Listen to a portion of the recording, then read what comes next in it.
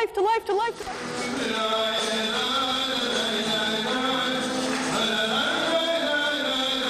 This is an evening called Celebrating Our Mistakes.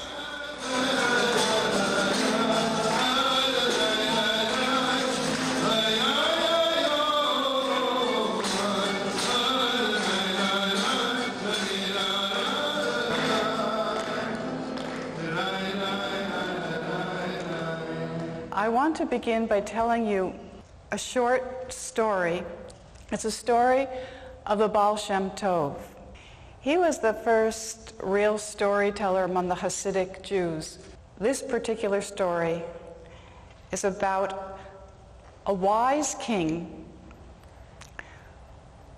who decided to build a strange, wonderful palace with many passageways, corridors, and doors. In the center of all these passageways and doors, there was one room, a throne room, and in it was the king's throne. Now, when the palace was built, he invited the people of his small kingdom to come to his throne. And the people came, and they started in the door, and they immediately became lost because it was a maze. And they said, "There is no one door that leads to the king.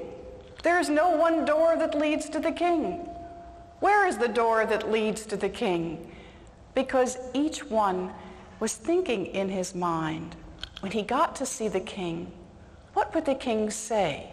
What would he say? What should he be wearing? How should he be standing? What should he be doing? And with all this confusion in his mind, each one of them became lost. And then, at the last minute, a simple man came running up. He was late because his daughter was sick, and he came running up, so eager to see the king. He ran in and arrived immediately at the throne room, and he said, "Every door leads to the king when your heart is open." So, this is what Shlomo does for me, and I believe he will do it for all of you. The door which leads to the king is open when your heart is open. Shlomo sings, and slowly, slowly, slowly, one gate, another, and another, and another, opens up to the very inner gate. And when we are in that place of the very inner gate, then the learning that we hear, the prayers that we hear, and the stories that we hear go inside directly. So I would like all of you to welcome my rabbi, Shlomo Carlebach, who's going to begin by singing.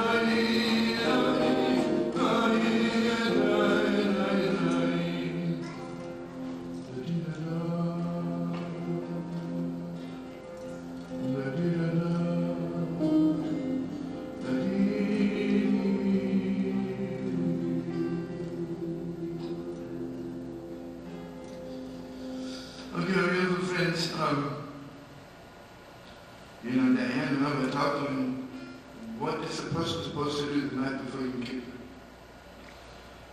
Setting up, most of us are a little misinformed.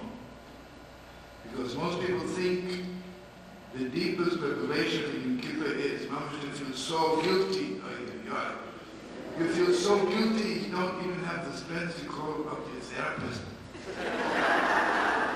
Because, you see, you're so worthless that you don't even deserve to spend a quarter on a phone call. You know why we make so many mistakes and feel so guilty? Because we forgot really how holy we are. And we forgot completely that God is leading us by the hand.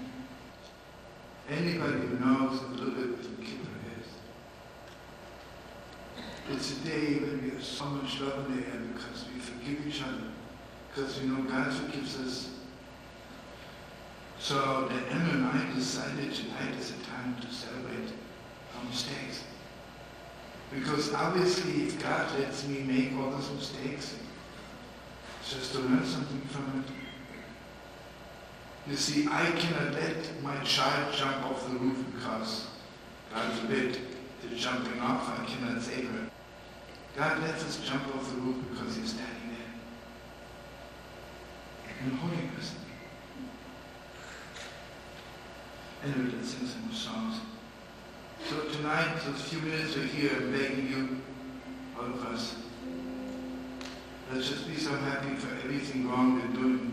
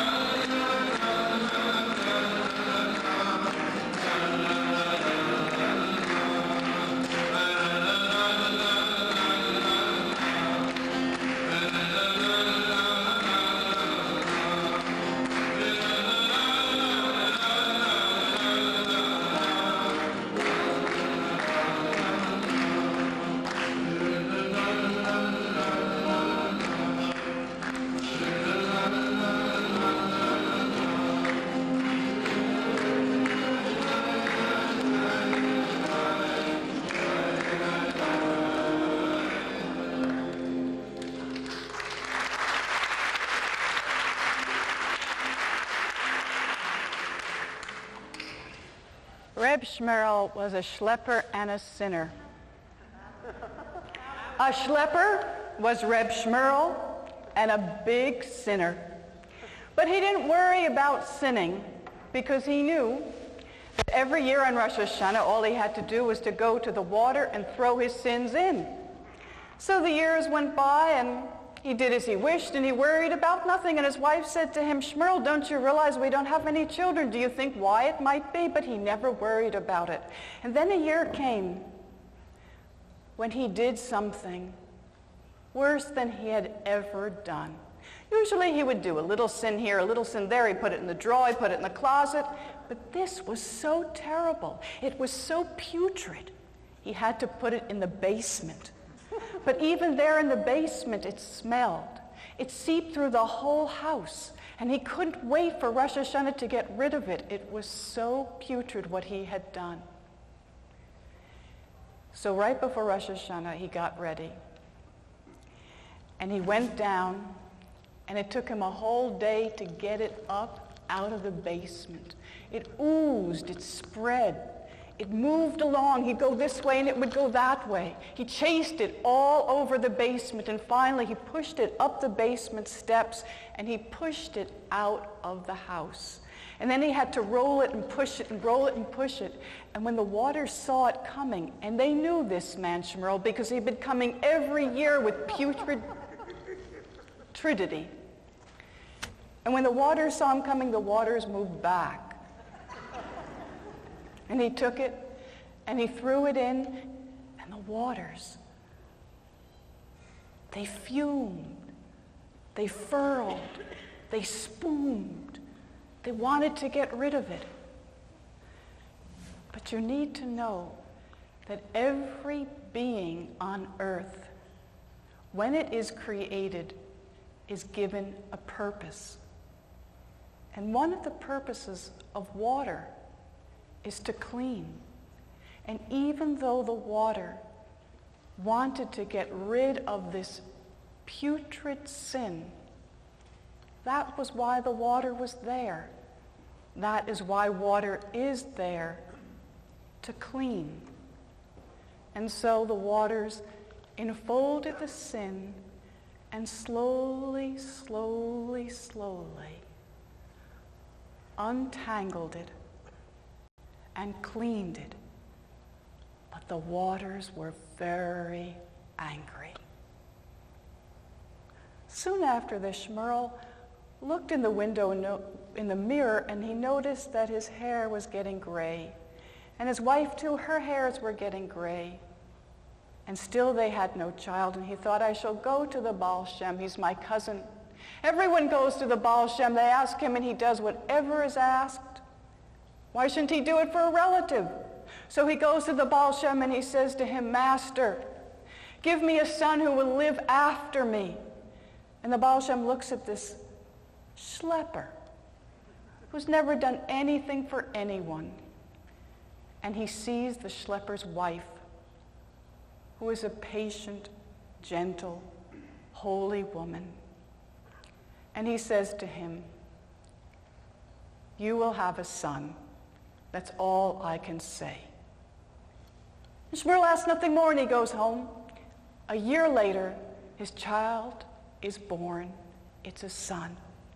And this boy is so beautiful. His face is round, he's plump, he's strong, he's sweet, he's quick, he's so lovely, he's so precious that Shmuel turns around 180 degrees and he becomes a completely different man. He cares about everyone. He cares about his wife. He cares about his neighbors. He becomes helpful. He becomes gentle. Anything he can do for anyone, he is so eager to do because life is so precious. And then he thinks, what am I doing? My cousin gave me this child and I haven't even thanked my cousin. He says to his wife, I have to go to the Baal Shem. I must thank him. His wife says, go. And he goes to the Baal Shem, so eager to thank him. And he walks in to ask him how he is, what he can do for him.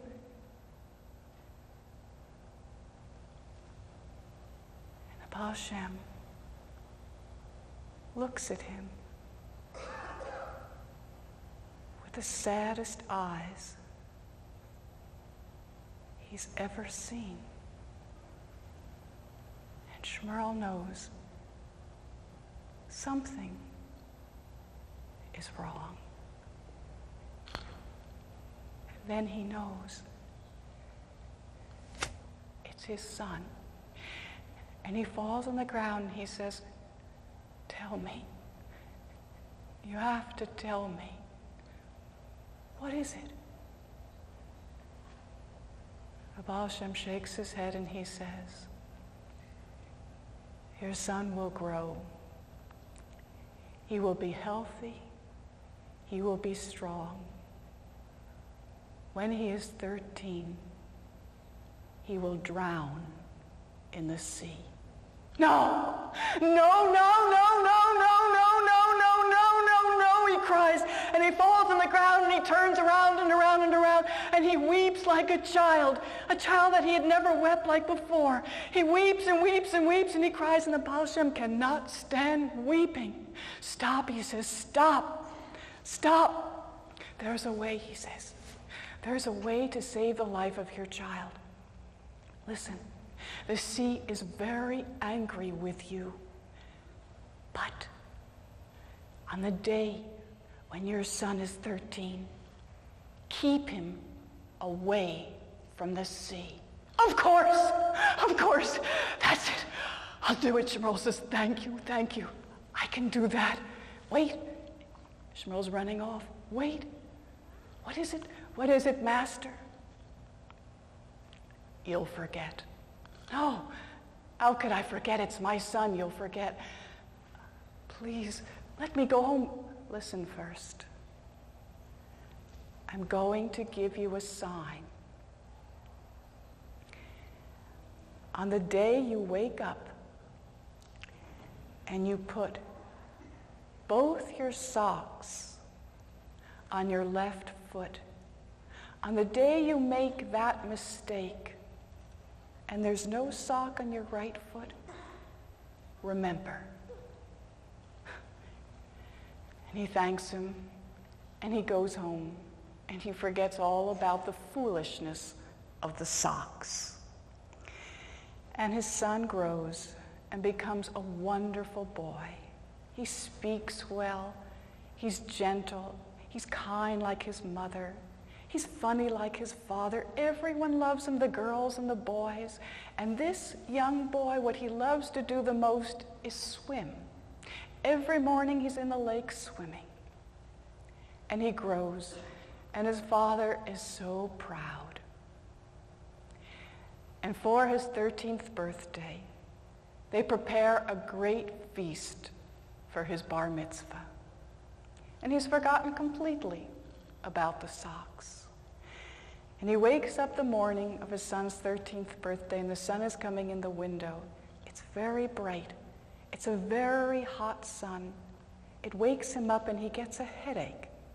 And he reaches down for his shoes, and he sees his sock, and his head is aching so much. He puts one of the socks on his left foot, and he puts the other sock on his left foot, and he looks for the socks, and he can't find the sock for his right foot. And he begins to hop around the floor on his left foot. And he knocks over the table, and he knocks over the lamp, and his wife wakes up and she says, what is it? What's happening? He says, where's my socks? I can't find my socks because his head is aching like that. And she says, Shmuel, look at yourself. Look, you're wearing both your socks on your left foot.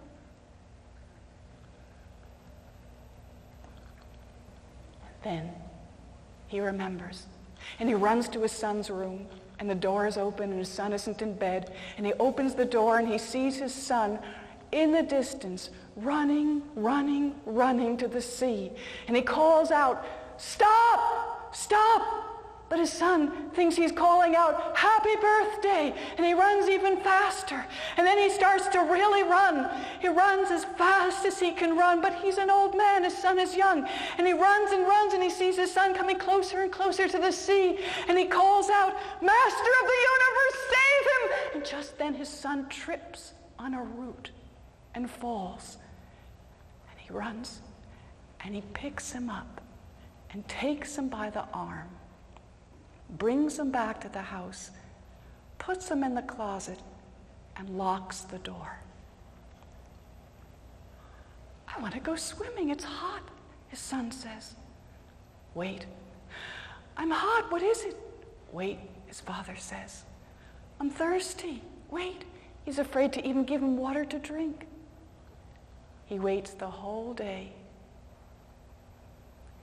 Now, this is the hottest day anyone can remember, and everyone is at the sea. And at the hottest moment, just about noon, there's a ripple in the waters by the shore, and it gets larger and larger, and there's a swirl. And out of the swirl, a great seaweed hand lifts up and begins to search the beach. And then a second great hand comes up and begins to search the beach. Back and forth, these seaweed hands move. And at last, a voice said, "He's missing." And the hands sink down into the sea. When the sun has set, Shmuel unlocks the closet. His son is fast asleep. He wakes him up. He blesses him. He kisses him. And they have a small feast to celebrate his 13th birthday.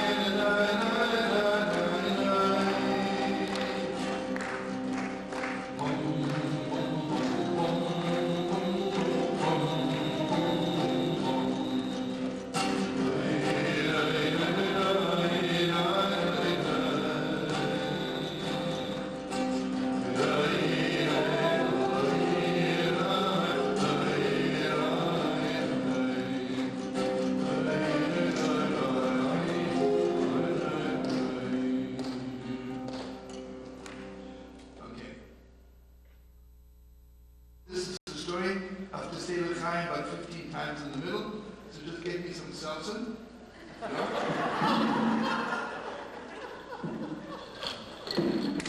Where does it say you don't say the time of seltzer, right?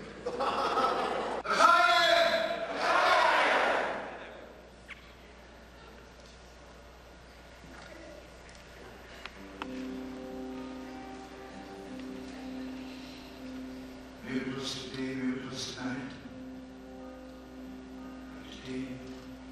The Shem said to steal harness horses. Somewhere. The travel like Diane talked about. The Holy Ghost Shem doesn't travel, not as a subway, not as a missile. Different kind of traveling.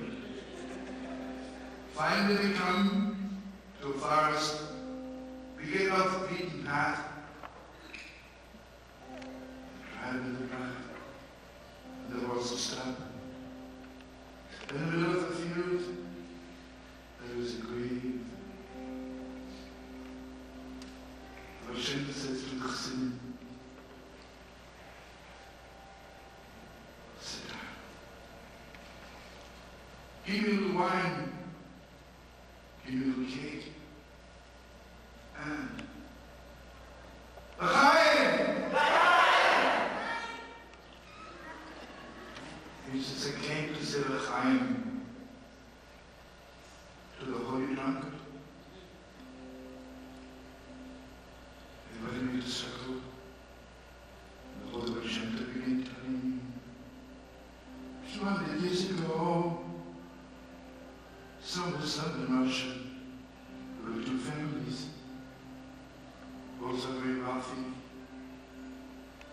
families, noble families. One had a son, one had a daughter. The son was so special. The little boy had a soul to be the biggest study in the world. Sadly, not the girl. Her soul wasn't that big. All she wanted to make money, to be rich, to be richer. But in those days, they married them off. They were so rich, there was no need for them to have a business. But she says, I want to make some money. So her parents opened a store for her. He never entered the store, he was learning day and night. And every night when he'd come home, his wife would tell him, I wish you would come at least for 1 hour to the store and help me run the business. He says, we don't need the business, we're so rich. You just have the store in order to have something to do with it. I don't want to waste my time on it. She was begging him to make it short. First week he came for 1 hour, then it was 1 hour and 15 minutes, then 2 hours, then 3 hours. Slowly, he came on learning, became a businessman. One day his wife says to him, it's heartbreaking. We get all our merchandise from St. Petersburg and we have to pay the middleman so much. If you would go to St. Petersburg yourself, you could save all the money. But there was a time when he found it terrible, and for a Jew to be in St. Petersburg was that penalty. So he says, I can't go, I'm a Jew. She says, do you have to look like a Jew all the time? For a few days, don't look like a Jew. Goes to St. Petersburg and calls on this rich man, this great merchant from whom he buys merchandise. And he's so happy, his greatest customer has come. And he says, tonight I'm making a little dinner dance in your honor. This rich man has a beautiful daughter. After the dinner, the rich man says to our friend, my daughter likes you. She wants so much to dance with you. We have a little dinner dance. How could we say no? So they're dancing together. Suddenly the girl runs out, and her father's running after her. He says, how could you put my guest to shame? He's my biggest customer. Every year I make millions from him. She says to me, you know something? While we were dancing, his tzitzis fell off. He's a Jew. L'chaim!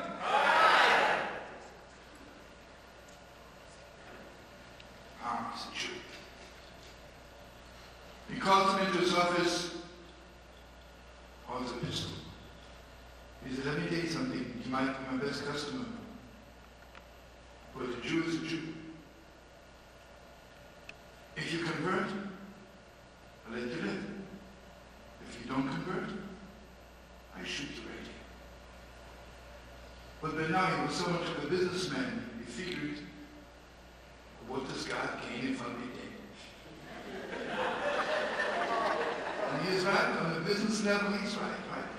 So he converts. So now the man says to him, now that you're not Jewish anymore, you're a newborn person, why didn't you marry my daughter? She loves you. Why not? He lives with his wife for 10 years. And he's very happy. Makes a lot of money. And they have 2 children. And not even once did she think that he's a Jew. Wiped out his whole past. One day, he looks at the calendar and he sees it's Yom Kippur.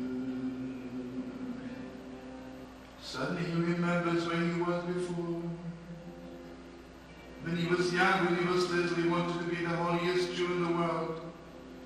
He was completely dedicated to God, to the Torah, to Yiddishkeit, to holiness. He began crying. find a place in the world for himself. And he realized there's only one person who can console him, the drunkard. His father-in-law had hundreds of miles of forest, and the person who was guarding the forest was a drunkard, and he was always happy.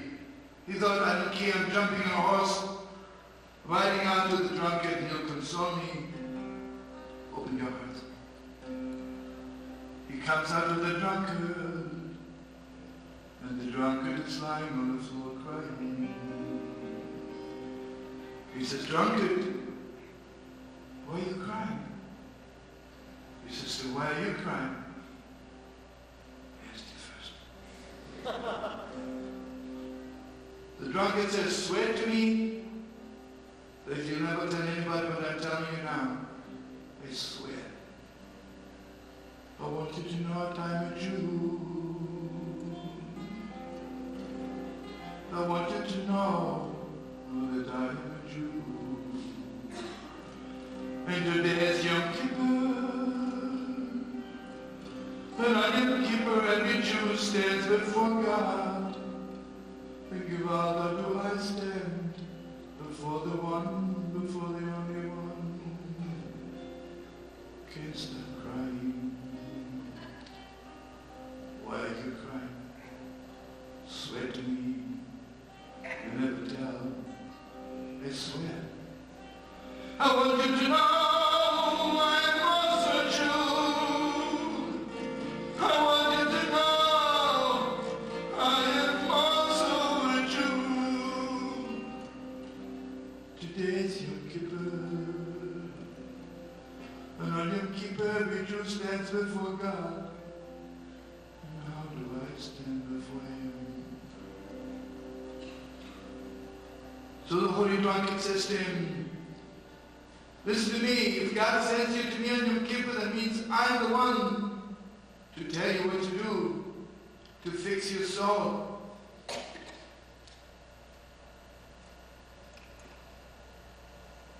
I want you to go home, take all your money.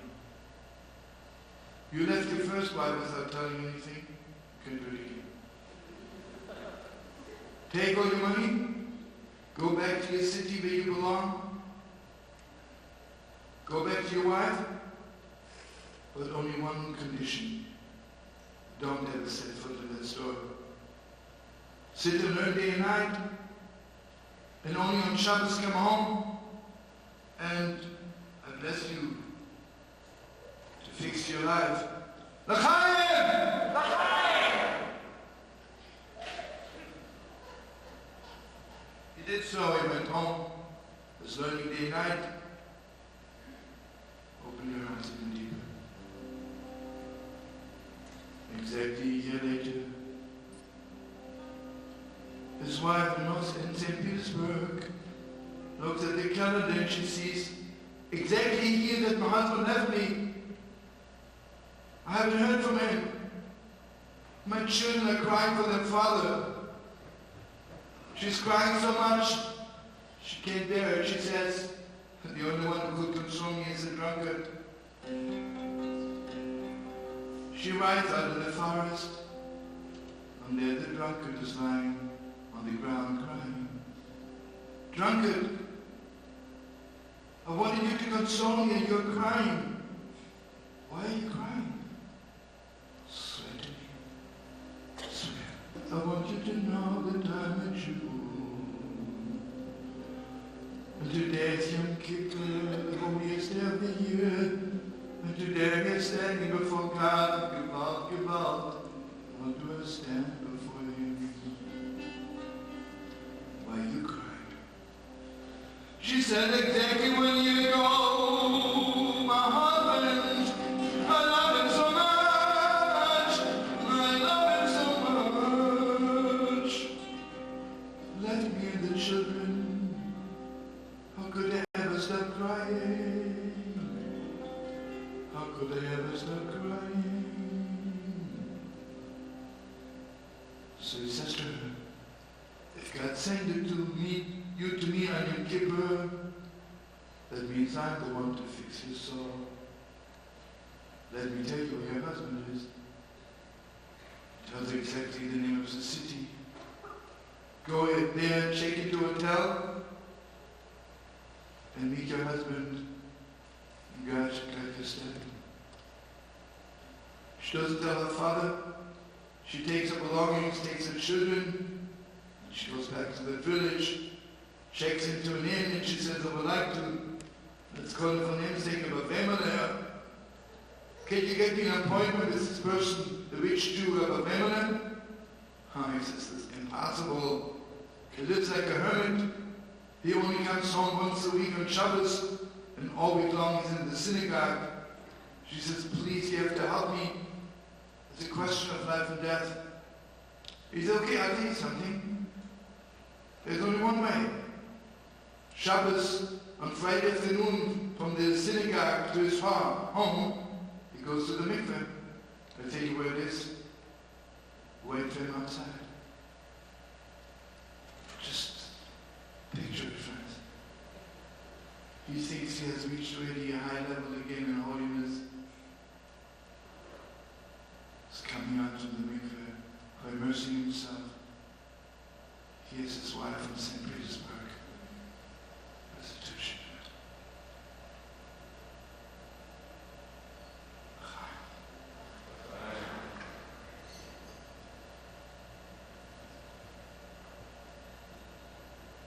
Pastor goes with you. She says, I have to talk to you. He says, I'm begging you, I'm crying before you. Please, you and the children, don't say a word. I live in the palace. Be my guest for Shabbos. I promise you, so to you. After Shabbos, you go to the rabbi, and he will tell us what to do. After Shabbos, he takes his two wives to the rabbi. The rabbi was a great Kabbalist, a divine person. And he says to the rabbi, Holy Rabbi, let me tell you my whole life story. He tells him, when I was young, I wanted to be so holy. I wanted to be so good. I got married. My wife dragged me down. Said he was a businessman. Because of my wife, I went to St. Petersburg, and I had no bad feelings. Converting to another religion didn't bother me. I was living for money. But Holy Rabbi, I will tell you, my wife from St. Petersburg, she never mentioned the word money. Oh, she was talking to me.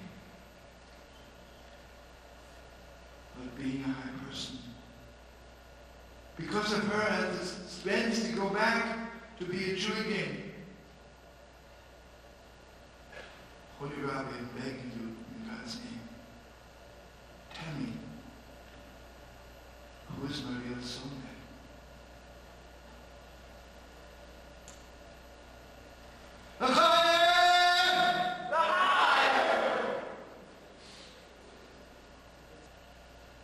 He says to him, let me tell you, your wife is in Petersburg. Is your real soulmate? And I want you to know that she is the soul of our Holy Mother Ruth. Her soul is so precious. It was important enough in heaven to bring her back that they let you make all those awesome mistakes for 10 years to stop being a Jew. For 10 years, not even remembering there's one God. A year later, her father looked at the calendar and realized that exactly 1 year that my daughter left me with my two grandchildren. Can can't stop crying. He goes to the forest. Drunkard is crying. He said, "Drunkard, why are you crying?" He said, "Swear to me, you'll never tell." "I'm a Jew." Stares him Kippur. "Why are you crying?" He said, "Because my daughter left me a year ago. I don't know where she is." Oh, the drunkard says, "If God sends you to near Yom Kippur, that means I am the one to tell you what to do. Swear to me that you'll convert. Swear to me that you'll become a true servant of God. And I will tell you where she is." He says, "Wouldn't I need my money? Was that my only daughter and my two grandchildren? For them? For anything?" He swears. He says, "I'll tell you where they are.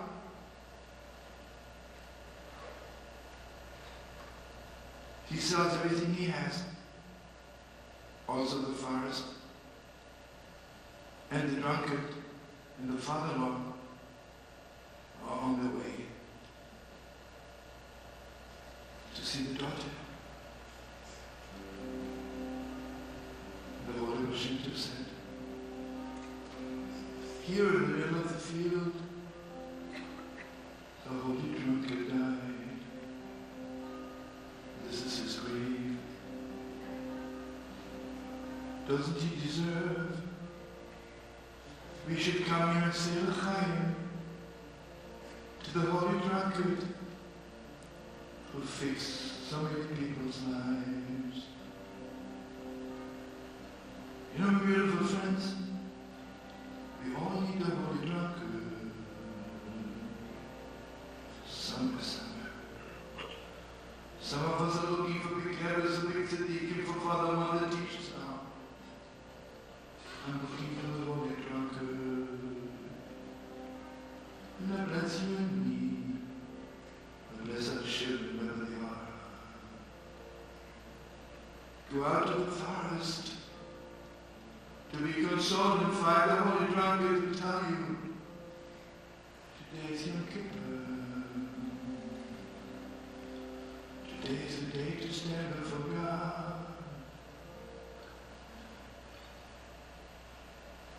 Chaim, friends, Chaim.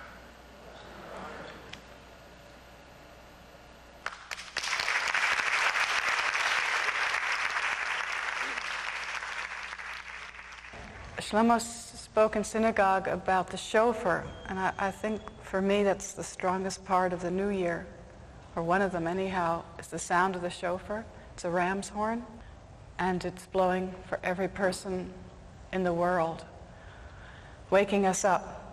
And one of the things he said is that there's names that are given, and it's tekiah, shavarim, teruah, tekiah. And tekiah means to blow, and shavarim means broken, and teruah means completely destroyed, and it also means friendship. So the last two stories I want to tell are about friendship, because I think that's relationship is a part of starting the new year. This is both of them you've told in synagogue. This is a story about the seer of Lublin. There was a poor water carrier named Moshe, and what he loved, just like what I love, is to be with his rabbi on the new year. So he got up early and he walked until he came to the synagogue, and he opened the door, and he came a little late, and they had already begun to daven, and the rabbi saw him, and he went like this, "Moshe, go." And Moshe didn't understand because he had walked so far to come there to be with him, and he says, no, go. And he can't leave, he just stands there, so the rabbi goes up to him and he says, "Moshe, go home. Go home to your family." And it's the day before Rosh Hashanah, and he starts home. And he stops at a little inn, and he's so sad that this Rosh Hashanah he can't spend with his rabbi that he starts to cry. He's not really crying, but his soul is crying. And a friend of his, who's a real friend, sees that the man's soul is crying, and he comes over and he says, "Moshe, what is it?" And he says, my rabbi says I should go home not to spend Rosh Hashanah with him. And he says, Moshe, let me buy you a drink. A little drink of vodka, you'll feel fine. So he buys him a little drink, and he says to him, L'chaim. He drinks. And then it turns out there's a lot of Moshe's friends there in the tavern, and they all say, let me buy you a drink. Let me buy you a drink. Let me buy you a drink. There's so many friends. They're all drinking. L'chaim, l'chaim, l'chaim, to life, to life, to life, to life. They all say, and he's drinking and drinking and drinking until he's forgotten everything. He's just dancing around the tavern. And he says, this is the new year. I'm already in the new year. He's dancing, he's singing, he's dancing, he's singing, because he's drunk every single one. And finally, his first friend says, Moshe, have you forgotten why you're sad? Oh no, he says, and he remembers. My rabbi told me to go home. If you love someone the way you say you love your rabbi, I wouldn't go home. I would go back to him. L'chaim, Moshe, I'm going back. He says, I'm going back right now. And he goes out without his coat. He goes running and running and running until he comes to the shul, and he knocks on the door. And the seer opens the door, and he sees him, and he says, Moshe, I am so glad to see you. Come in and let's pray. And he says, Rabbi, wait a second. I'm a water carrier. I'm a simple man. I don't understand. You have to explain to me. I came this morning, and you said to go home. And now I come back, and you say, come and stay. When you came this morning, the seer of Lublin said to him, you walked in the door, and behind you was standing the angel of death. You had maybe 4 hours to live. I thought it'd be best that you be with your family. But when you went to the tavern and your friends blessed you with life, and not one friend held back from you, when every single one blessed you with all their hearts, Moshe, the angel of death fled. So come in now and let us welcome the new year. And I have one last little story about mistakes. And this is also about poor Moshe and the seer of Lublin. He was a schlepper. And every time he would come to synagogue, he had this terribly ragged shirt on, just kind of patches here and there. And one day the seer couldn't stand it anymore, said, Moshe, come into my study. And he gave him a shirt which was made of one cloth. He says, Moshe, go and wear it and be a mensch. And Moshe goes walking down the street, and he's so proud of himself. He has on, the first time in his life, a new shirt, all one piece of material. He's walking down, he's whistling, and here comes Yosha, the town drunk. Yosha says, what a shirt. That's a great shirt. Where'd you get the shirt? Seer of Lublin gave it to me. Really? Oh, I wish I had that. You want it? Sure. Here, take it. He takes it off. He gives it to Yosha. Yosha goes at full speed to the tavern keeper. He says, this is the shirt of the seer of Lublin. What will you give it to me for? What will you give me for? What will you pay me for this shirt? The tavern keeper says, 1 year's supply of free drinks sold. The next day in the marketplace, the tavern keeper says, what am I to bid for the shirt of the seer of Lublin? Any woman who wants a baby will have triplets. Any man who's having trouble in the marketplace will have his stock go up. What am I to bid for the shirt of the seer of Lublin? The seer of Lublin is walking through the marketplace, and he sees his shirt. And the next glance, he sees Moshe wearing a shirt all in pieces. And Moshe looks at the tavern keeper, and he looks at the seer, and he runs up to the seer, and the seer says, no, Moshe, no. I can't help you. I can't. And he walks away. And Moshe, he walks out of the town, and he heads for the cemetery. Because where else can he go? Who else could understand him? What is he to do? Every time he tries to do something, he makes a mistake. He comes to the cemetery and he sits down on one of the graves. And a man is walking by and he sees him and he says, "What is it? Who's died?" He says, "Me. I'm dying. I'm just dying." And he tells him what he's done.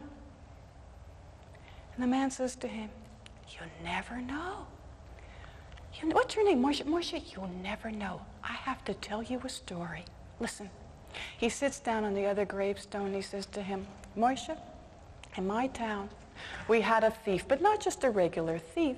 A thief who was a master thief. He'd look at your tie and the clip would be gone.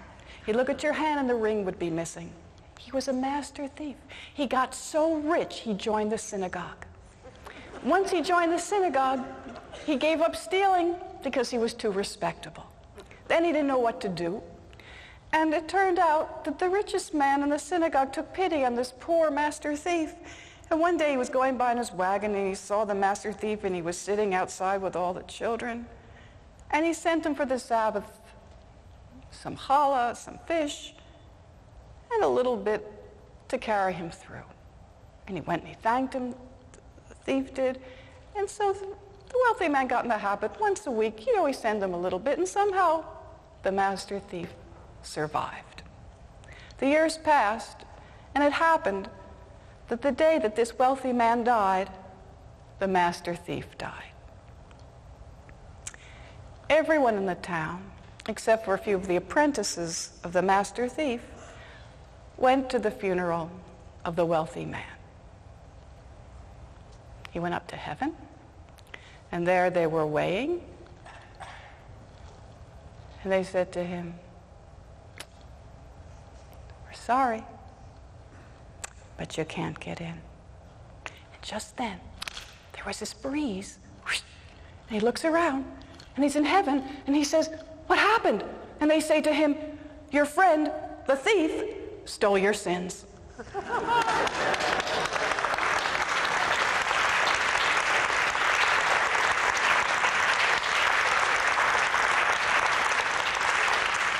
So we have a little joyous music, and we bless you, and we hope you will come for Kol Nidre, come next year here, and sing your hearts, that they should be open and we find the door direct.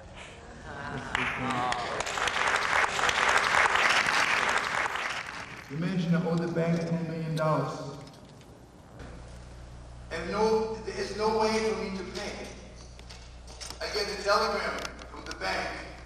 Bank says, if we gave you for nothing last year, we're ready to give you a new loan of $10 million. So what do? I go back to the bank and I begin to cry. I'm so sorry I didn't pay you $10 million. The bank tells me, "Sweetie, you're going on my nerves. I told you I'm giving you a new loan. What are you cracking out about the $10 million you didn't pay?"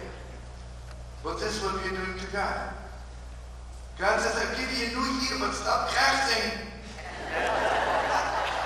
Just be happy." And you know why we make so many mistakes? Because we are not filled with joy. What a world. What a beautiful world. How beautiful people are. How good it is to be alive. And I bless you that every minute of your life you should be alive.